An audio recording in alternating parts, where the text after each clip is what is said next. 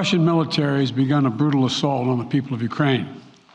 Without provocation, without justification, without necessity, this is a premeditated attack.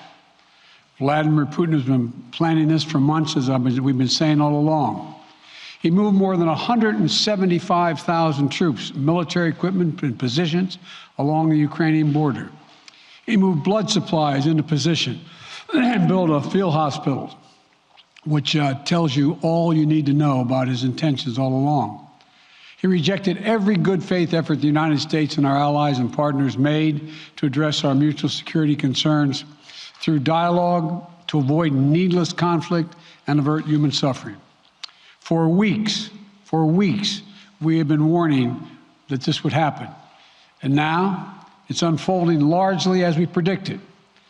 In the past week, we've seen shelling increase in the Donbass, a region in eastern Ukraine controlled by Russian-backed separatists.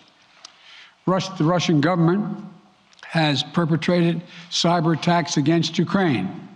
We saw a staged political theater in Moscow, outlandish and baseless claims that Ukraine was about to invade and launch a war against Russia, that Ukraine was prepared to use chemical weapons, that Ukraine committed a genocide.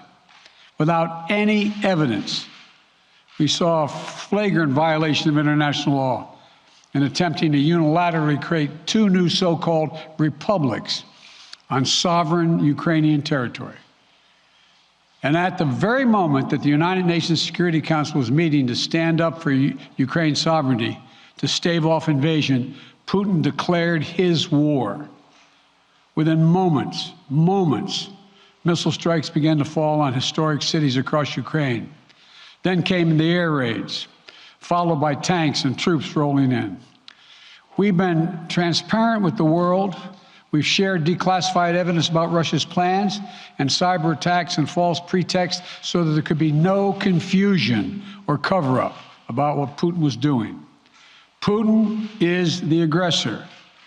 Putin chose this war, and now he and his country will bear the consequences.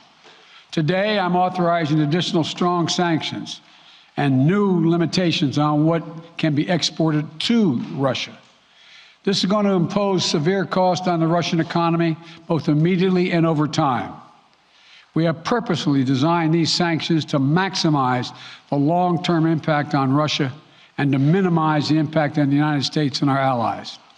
And I want to be clear, the United States is not doing this alone.